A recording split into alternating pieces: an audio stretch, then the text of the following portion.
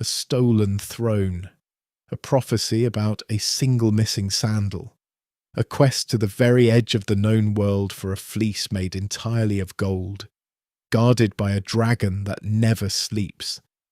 A crew of the greatest heroes Greece had ever assembled in one place, and a young sorceress whose love for one man would eventually cost more than either of them could have imagined.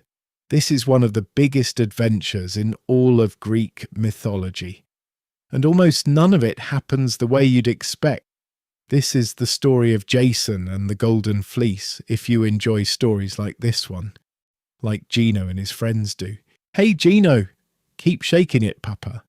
Be sure to like, subscribe and turn on the notification bell so you don't miss the next one. Jason's story starts with a theft that has nothing to do with gold at all.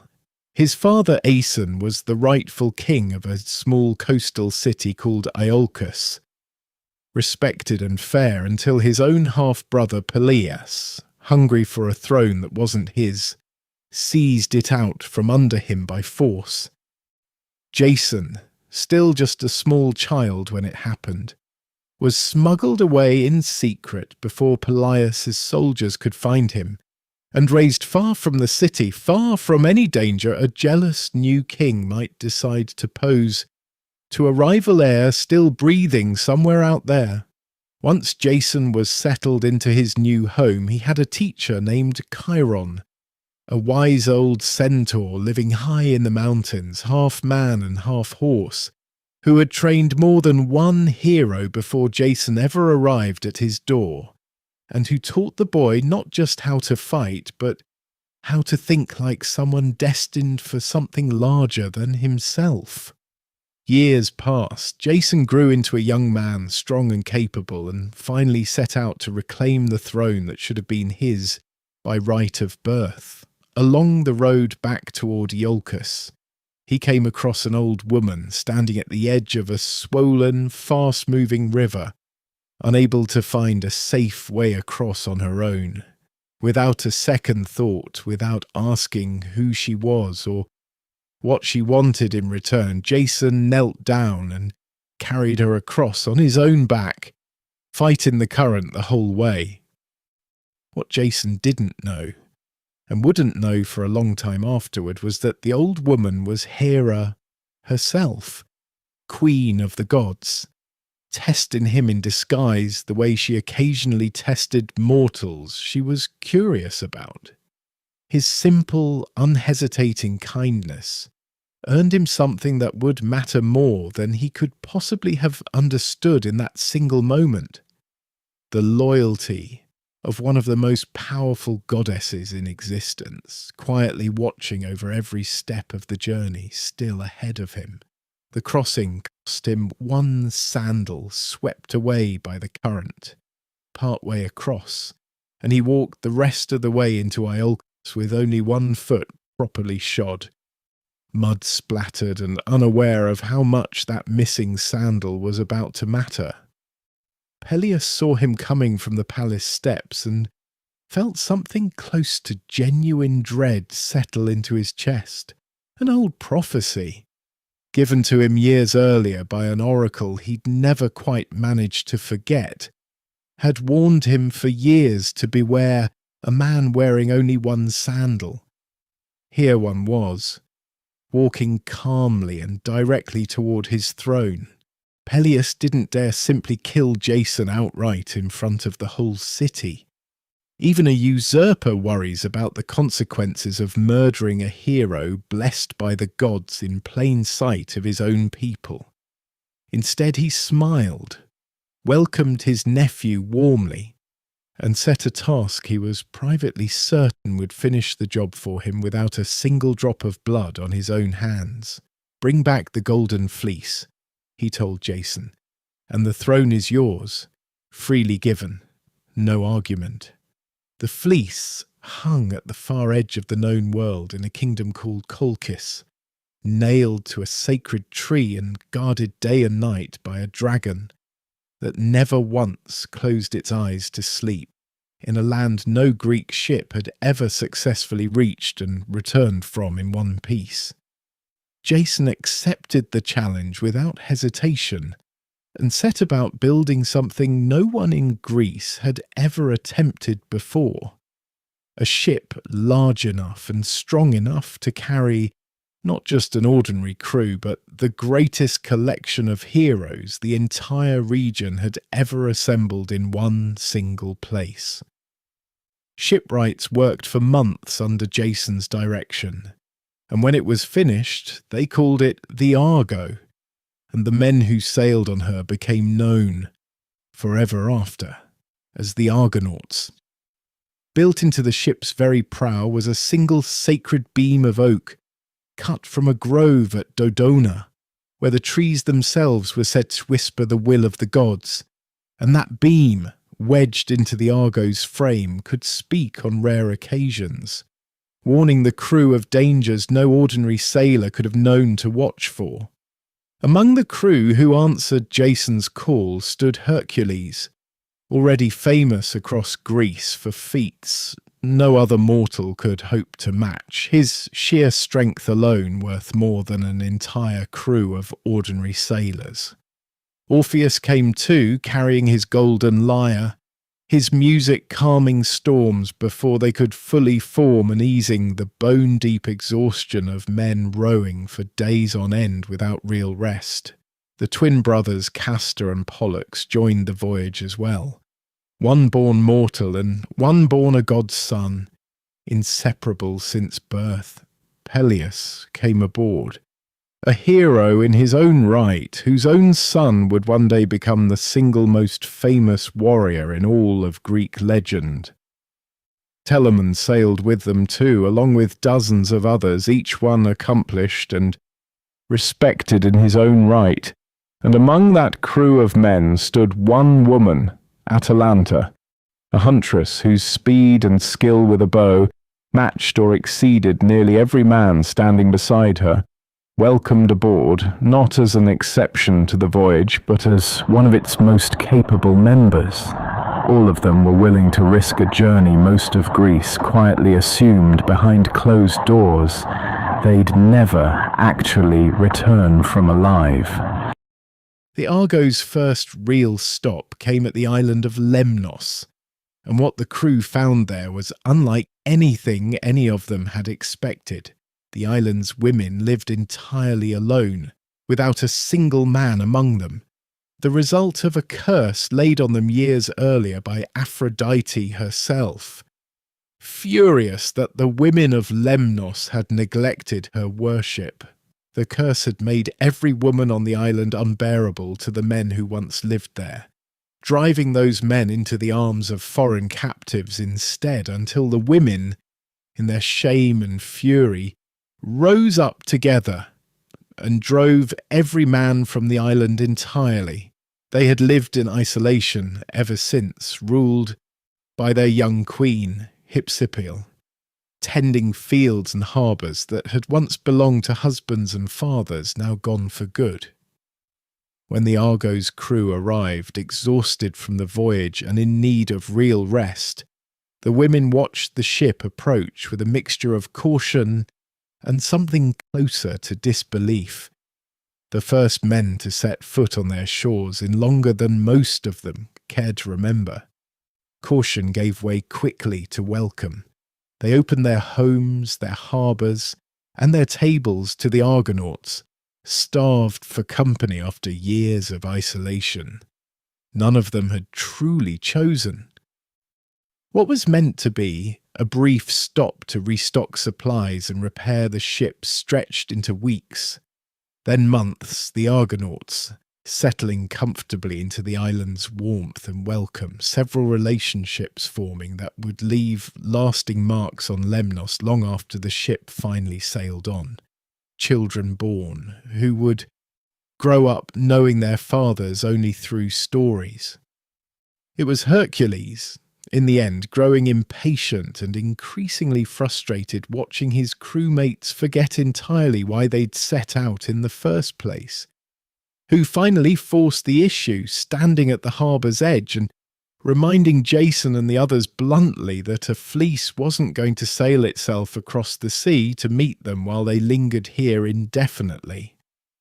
Reluctantly, and not without real grief on both sides, the crew said their goodbyes and pushed back out to open water, the island and its women receding slowly behind them until the shoreline disappeared entirely.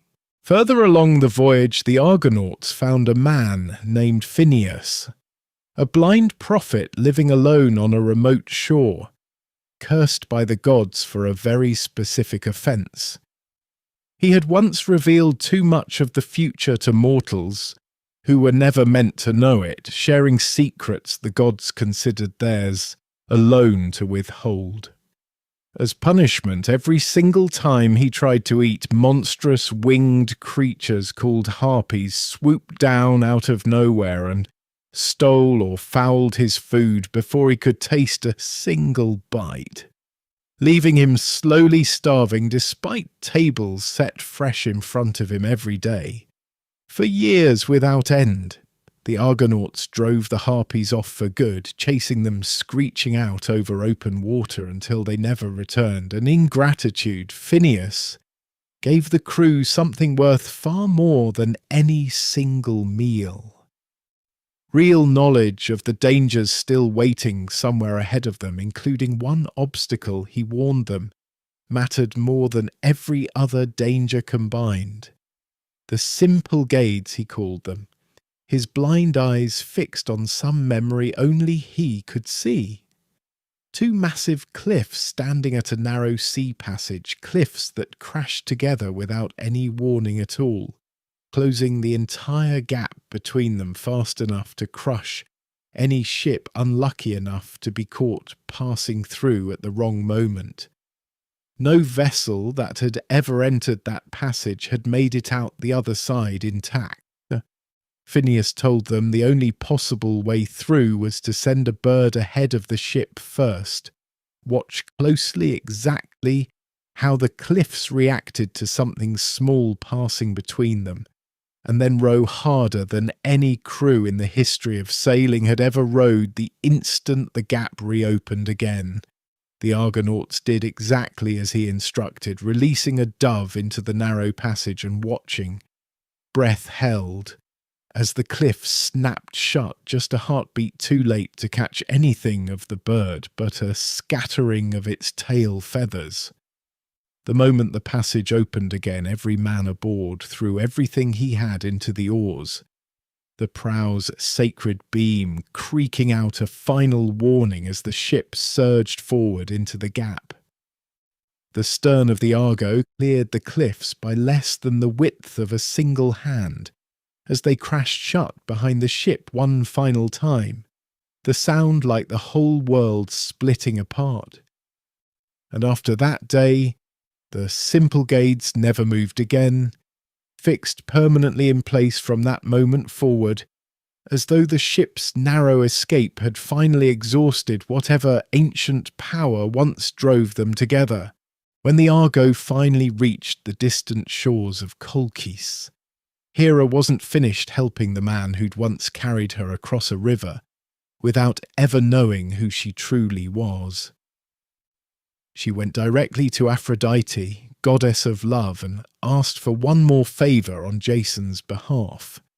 Convince her son Eros to strike a single arrow into the heart of Medea, daughter of King Aeetes, ensuring the young sorceress would fall completely and helplessly in love with Jason the very moment she laid eyes on him for the first time.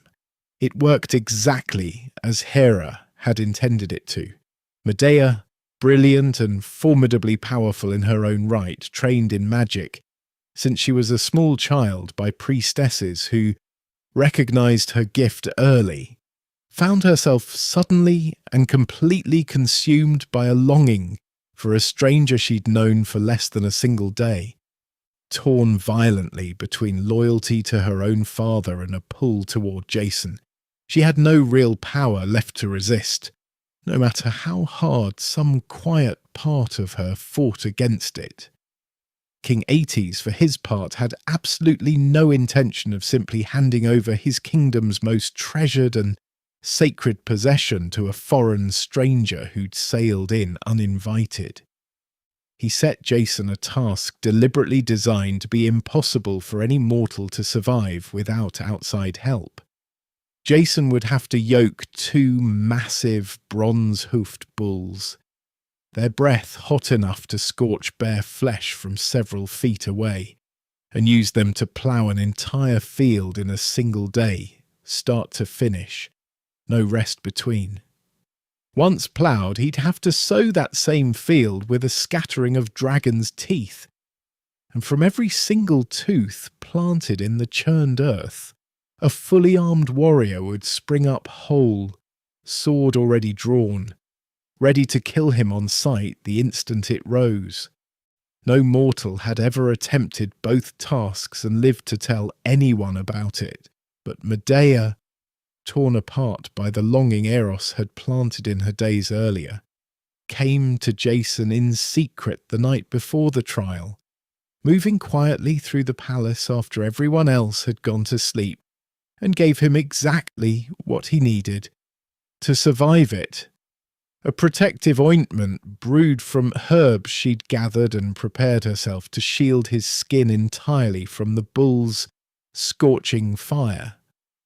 And a single piece of crucial advice for whatever came after the ploughing was done. Throw 1 stone into the middle of the rising warriors the moment they climb free of the earth, she told him, watching his face carefully in the dim light, and confusion will do the rest of the work for you. The warriors, unable to tell where the stone had actually come from among their own ranks, turned on each other instead of him, blade against blade in the churned field. And by the time the ground fell quiet again, Jason stood alone and unharmed among the fallen, exactly as Medea had promised him he would. King Aetes, watching from the palace walls as a task he'd built specifically to kill his unwelcome guest, ended instead in complete, impossible success, understood immediately with a cold certainty exactly whose hand had made that success possible. His own daughter had betrayed him. Aetes had no real intention of honouring his end of the bargain, regardless of what Jason had just accomplished in that field. Medea, knowing with total certainty that her father would never let Jason leave Colchis alive now that his secret was out, made her choice, completely and irreversibly.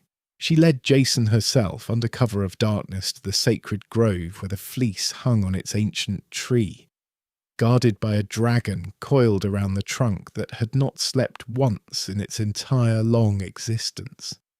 Using a combination of careful magic and quiet, steady courage, she sang the massive creature into a drowsy, unnatural sleep, her voice low and even until its great eyes finally slid shut long enough for Jason to lift the fleece free from the branch where it had hung for generations and carry it back through the trees to the waiting Argo.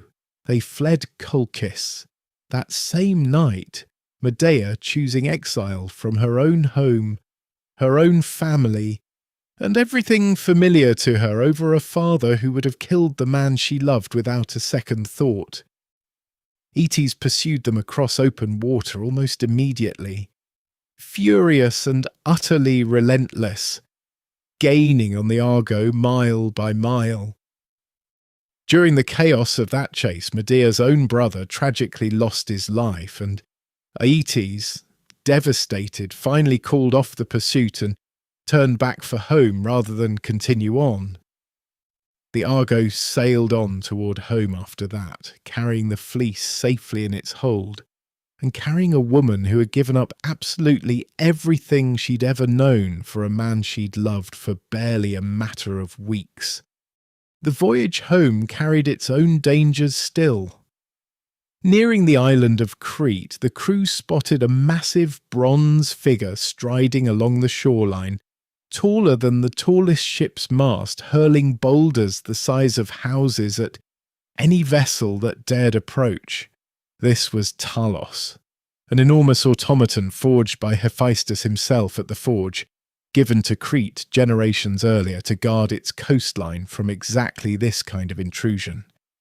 Made entirely of bronze, animated by a single vein of divine fluid called ichor, running from his neck down to one ankle, sealed shut by a single bronze pin, Talos had never once failed to drive away an approaching ship in all his long years of standing watch, patrolling the same stretch of coastline day after day with no company and no rest. Medea, having already given up everything to get this far and unwilling to let their journey come to a halt, this close to home, called out to the giant across the water, offering him something no mere sailor ever could, a spell to grant him true immortality, freedom from the slow wear of centuries of duty, if only he would let them approach close enough for her to perform it properly. Talos, vain enough and lonely enough after centuries of solitary duty to want exactly that, lowered his massive arm and allowed the Argo to draw near. Medea worked her magic carefully, murmuring words only she understood, working the bronze pin at his ankle loose bit by bit under the guise of her ritual, her hands steady even as the crew behind her held their breath.